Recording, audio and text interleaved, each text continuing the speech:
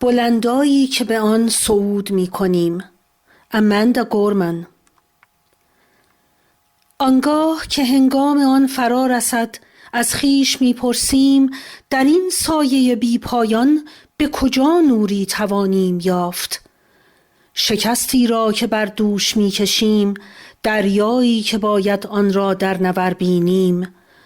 ما در دل خطر رفتیم و بطن هیولا از ما شهامت گرفت. ما آموخته ایم که سکوت همیشه به مثابه صلح نیست و هنجارها و تصورات آنچه که فقط وجود دارد همیشه به مفهوم عدالت نیست. سپیددم پیش از آن که بدانیم از آن ماست. ما به نحوی از آن آگاهیم. ما تاب آوردیم و شاهد ملتی شدیم که نشکست، بلکه با سادگی تکوین نایافته ماند. ما وارثان کشور و برهه‌ای از زمان هستیم که در آن دختر سیاه پوست لاغری با پیشینه بردگی و تربیت یافته یک مادر مجرد میتواند رویای رئیس جمهور شدن را داشته باشد و کنون خود را در جایگاهی بیابد که در حضور یک رئیس جمهور شعر میخواند. آری ما هنوز آب دیده نشده و صیقل نخورده ایم. هنوز از بکارت نوین بودن دوریم، اما این بدان معنا نیست که ما توانا به تشکیل اتحادیه‌ای کمال یافته نیستیم. ما در حال تلاش برای ایجاد اتحادی هدفمند هستیم، برای ساختن کشوری متعهد به همه فرهنگ‌ها، نژادها، شخصیت‌ها و عملکردها. پس سر می‌افرازیم و به بالا می‌نگریم، نه به آنچه میان ماست، بلکه به آنچه فراروی ماست. ما شکاف میانمان را میبندیم، زیرا میدانیم برای برتریت بخشی به آینده ابتدا بایست اختلافاتمان را کنار بگذاریم. ما اسلحه ها را زمین میگذاریم تا بتوانیم دست در دست هم دهیم. ما خواستار آسیب زدن به هیچ کس و هماهنگی با همگان هستیم. بگذاریم جهانیان اگر هیچ نمیگویند بگویند این سخن درست است که ما حتی هنگامی که عزادار بودیم رشد کردیم، هنگامی که آسیب دیدیم امیدوار بودیم، هنگامی که خسته بودیم از تلاش باز نایستادیم، که ما برای همیشه با یکدیگر همبسته ایم، پیروزمندانه همبسته ایم، نه بدین خاطر که دیگر هرگز شکست را تجربه نخواهیم کرد، بلکه به این دلیل که دیگر هرگز تفرقه افکنی نمی کنیم. کتاب مقدس به ما میگوید هر کسی باید زیر درخت تاک و انجیر خود بنشیند و هیچ کس آنها را نترساند. اگر با زمان به پیش برویم آنگاه پیروزی در تیغه خنجرها نهفته نخواهد بود، بلکه در همه پلهایی که ساخته ایم جلوگر خواهد شد. این قولی است به تخت سنگها، به بلندایی که از آن بالا می رویم.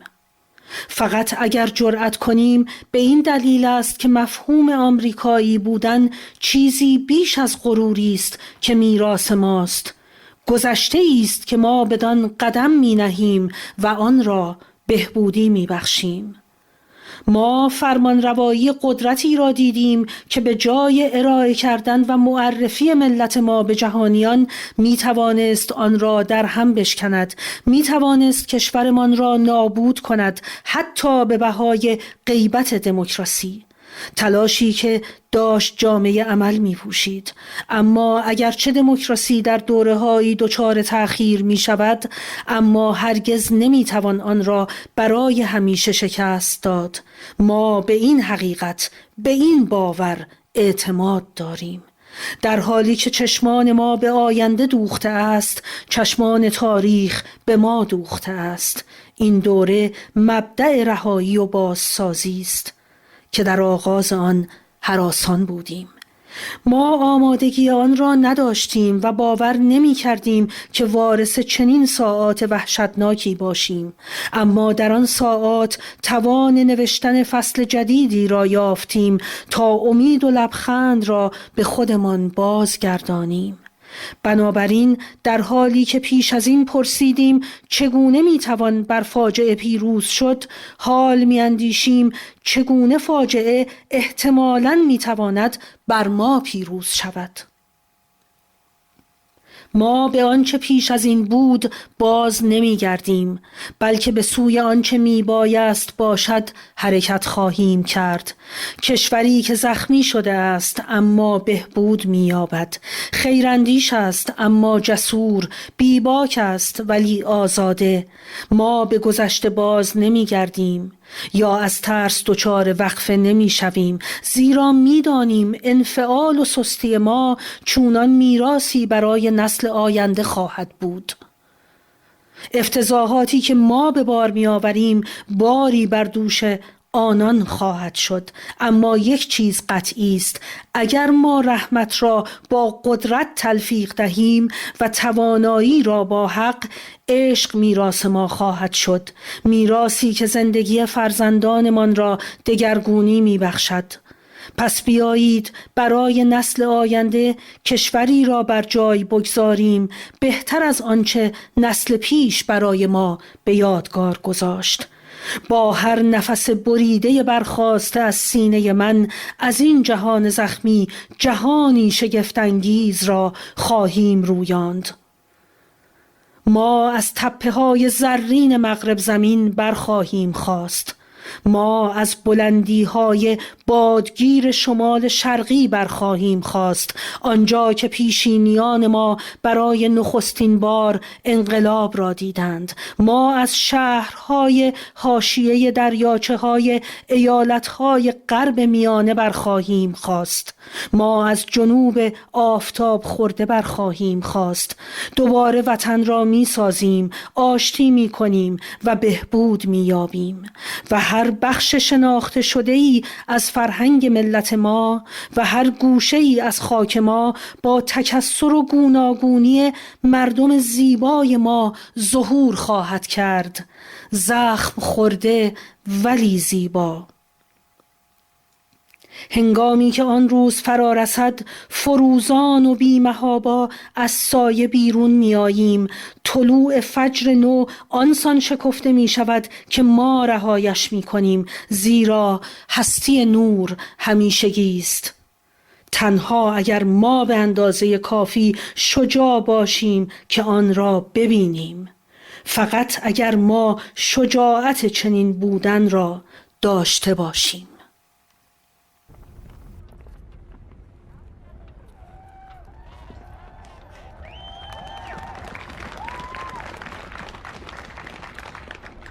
Mr. President, Dr. Biden, Madam Vice President, Mr.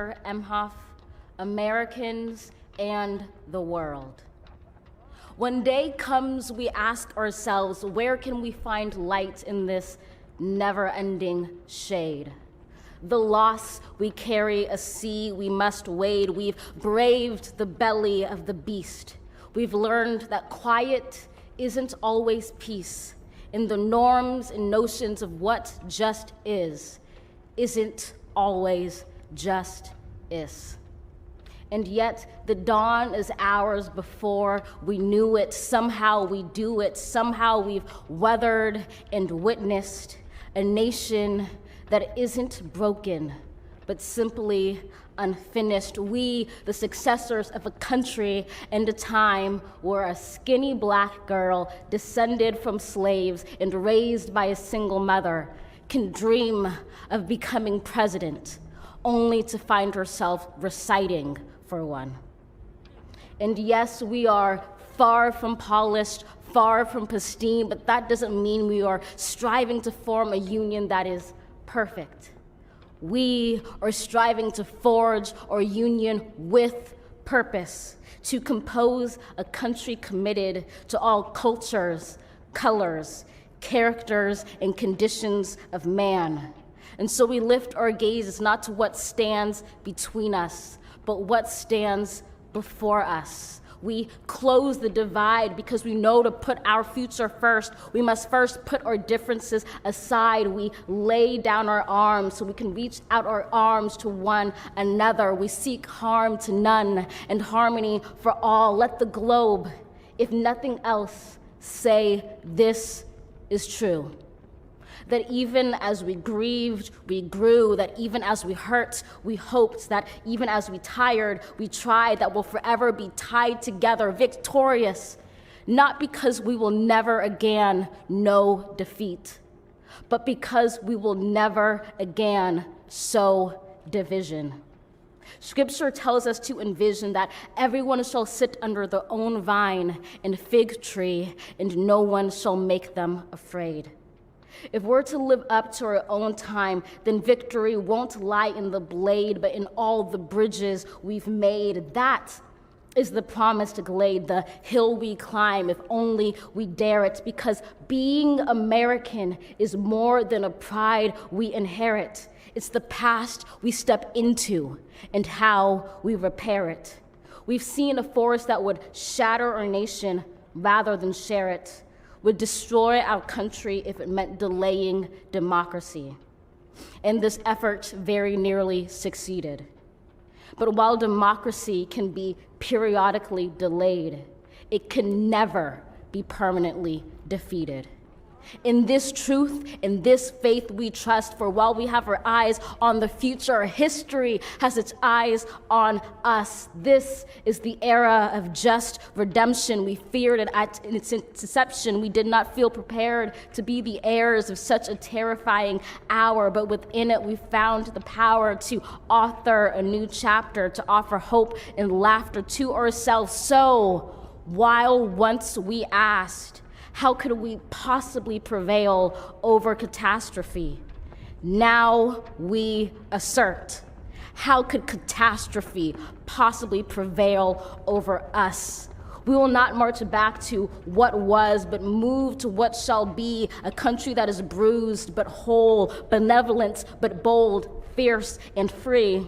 We will not be turned around or interrupted by intimidation, because we know our inaction and inertia will be the inheritance of the next generation. Our blunders become their burdens. But one thing is certain: if we merge mercy with might and might with right, then love becomes our legacy and change our children's birthright.